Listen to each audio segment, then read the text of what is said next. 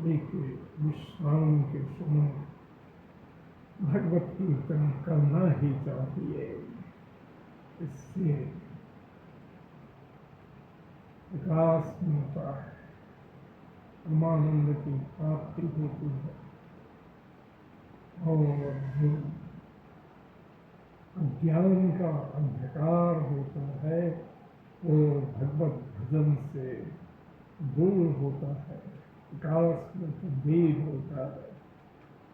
जय श्री राम, जय जय श्री राम। राधे श्याम, राधे श्याम, राधे श्याम।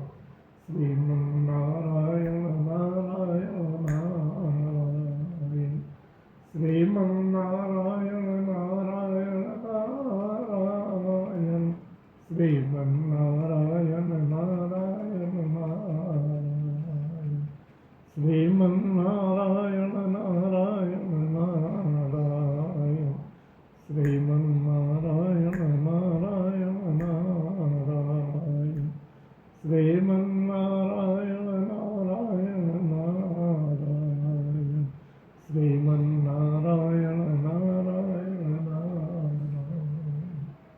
हरे राम, राम राम हरे हरे, हरे कृष्णा कृष्णा कृष्णा हरे हरे। ओम त्राहि मां त्राहि मां